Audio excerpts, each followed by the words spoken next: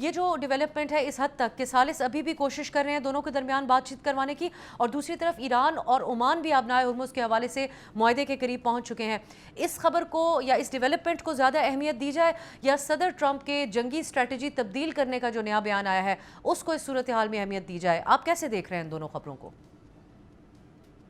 جی، میری نظر میں جو اہم ڈیولپمنٹ ہے وہ تو یہی ہے کہ اگر عمان اور ایران کے درمیان ایک معاہدہ ہو جاتا ہے ہرمز کے بارے میں، اور یہ معاہدہ اگر امریکہ کو منظور ہے اور دوسرے خلیج کے ممالک جو ہیں ان کو منظور ہے، تو یہ راستہ کھول دے گا واپس مذاکرات جاری کرنے کے لیے۔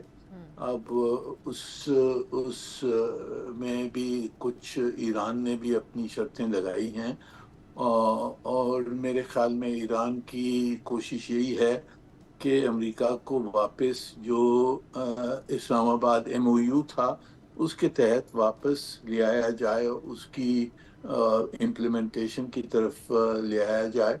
تو میرے خیال میں یہ اہم خبر ہے۔ جو ٹرمپ صاحب نے جو ذکر کیا ہے وہ تو میرے خیال میں ایک ظاہر چیز ہے کہ امریکہ بھی ایران کے اوپر دباؤ ڈالنے کے لیے انہوں نے جو یہ بلاکیڈ لگایا ہے، اپنا نیول بلاکیڈ جو لگایا ہے، اور وہ سمجھتے ہیں کہ اس سے ایران کا تیل کی تجارت بند ہو گئی ہے اور اس کی وجہ سے پریشر ہوگا۔ میرے خیال میں وہ پریشر بڑا کافی لمبا ٹائم لگے گا اس پریشر کو اس کا نتیجہ نکلنے میں۔ تو جو اہم چیز تو یہی اس پہ ہم نے فوکس اس پہ کرنا ہے، وہ یہی ہے کہ یہ معاہدہ اگر ہرمز پہ کچھ ہو جاتا ہے تو مذاکرات میرے خیال میں جاری ہو سکتے ہیں واپس۔ اچھا منیر صاحب، ایک اور معاملہ پاکستان، ترکی اور سعودی عرب کے درمیان جو سہ فریقی دفاعی معاہدہ ہوا ہے، ایک موضوع بحث دنیا میں ہے، اور بالکل اس کو ایک جو سیکیورٹی شفٹ ہے اس کے حوالے سے دیکھا جا رہا ہے۔ ایران کا بھی اس کے اوپر آج کامنٹ سامنے آیا۔ ایرانی دفتر خارجہ کے ترجمان اسماعیل بقائی نے ایک سوال کے جواب میں کہا کہ ایران، پاکستان اور ترکی تینوں ممالک دیرینہ دوستانہ تعلقات رکھتے ہیں، اور اس معاہدے سے ایران کو کوئی خطرہ نہیں، بلکہ وہ یہ کہتے ہیں کہ یہ نیا علاقائی اتحاد ظاہر کرتا ہے کہ امریکی سیکیورٹی گارنٹی اب کسی کے لیے قابل اعتبار نہیں رہی۔ آپ کی نظر میں یہی تشریح اکراس دا ورلڈ گئی ہے اس معاہدے کی؟ جی، پوری دنیا میں تو مختلف قسم کی انٹرپریٹیشنز ہو رہی ہیں، پر میری نظر میں جو ایرانی اسپوکسمین نے کہا یہ صحیح ہے۔ ایک طرف سے تو یہ نظر آ گیا ہے پورے خطے میں اور خلیج کے ممالکوں کو کہ جو امریکن سیکیورٹی امبریلا تھا اس سے یعنی کہ ان کی سیکیورٹی پہ کوئی اضافہ نہیں ہو سکا۔ آن دی ادر ہینڈ ان کے اوپر حملے ہوئے ہیں، ان کی سیکیورٹی نہیں خطرے میں آ گئی تھی اس وجہ سے۔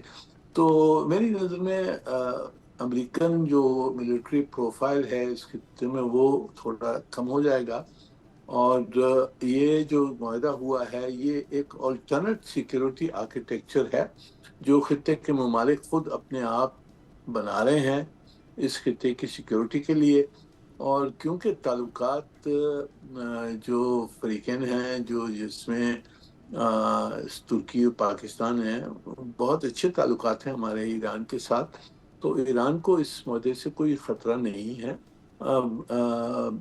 ایران خود بھی چاہتا ہے کہ ایک ریجنل سیکیورٹی آرکیٹیکچر بن جائے۔ ان کے پریزیڈنٹ صاحب نے بھی بہت ذکر کیا ہے، جب ہمارا معاہدہ سعودی عرب کے ساتھ ہوا تھا اس وقت انہوں نے ویلکم کیا تھا اس کو۔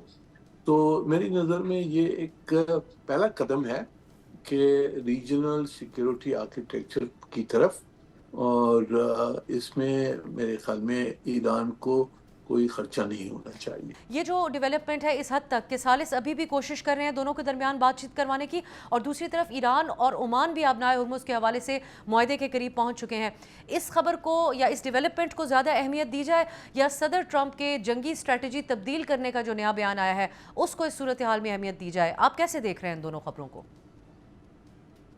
جی، میری نظر میں جو اہم ڈیولپمنٹ ہے وہ تو یہی ہے کہ اگر عمان اور ایران کے درمیان ایک معاہدہ ہو جاتا ہے ہرمز کے بارے میں، اور یہ معاہدہ اگر امریکہ کو منظور ہے اور دوسرے خلیج کے ممالک جو ہیں ان کو منظور ہے، تو یہ راستہ کھول دے گا واپس مذاکرات جاری کرنے کے لیے۔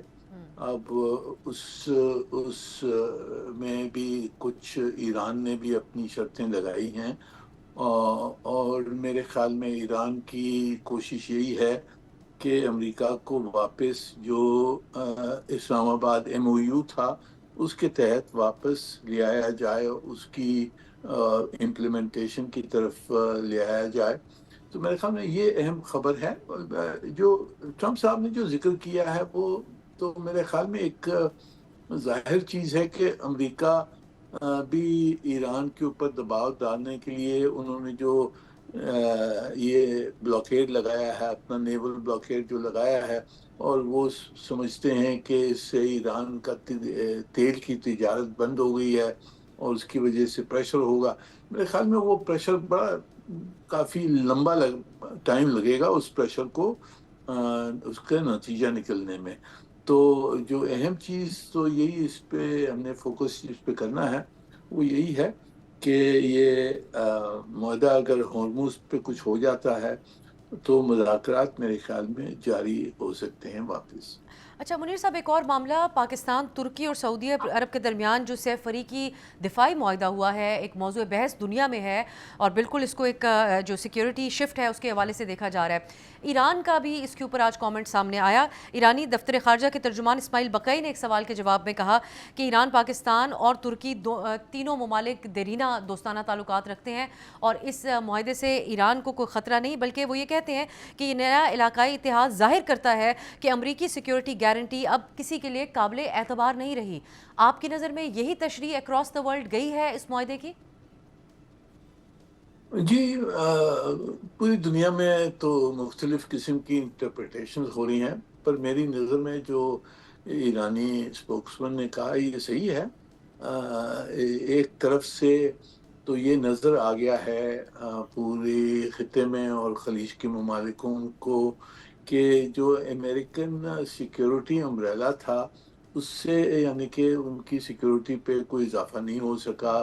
آن دی ادر ہینڈ ان کے اوپر حملے ہوئے ہیں، ان کی سیکیورٹی نہیں خطرے میں آ گئی تھی اس وجہ سے۔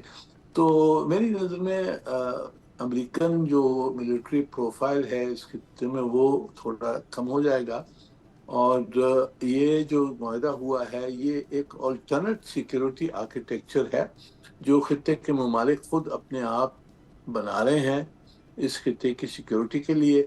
اور کیونکہ تعلقات جو فریقین ہیں جو جس میں ترکی اور پاکستان ہیں، بہت اچھے تعلقات ہیں ہمارے ایران کے ساتھ، تو ایران کو اس معاہدے سے کوئی خطرہ نہیں ہے۔ ایران خود بھی چاہتا ہے کہ ایک ریجنل سیکیورٹی آرکیٹیکچر بن جائے۔ ان کے پریزیڈنٹ صاحب نے بھی بہت ذکر کیا ہے، جب ہمارا معاہدہ سعودی عرب کے ساتھ ہوا تھا اس وقت انہوں نے ویلکم کیا تھا اس کو۔ تو میری نظر میں یہ ایک پہلا قدم ہے کہ ریجنل سیکیورٹی آرکیٹیکچر کی طرف، اور اس میں میرے خیال میں ایران کو کوئی خرچہ نہیں ہونا چاہیے۔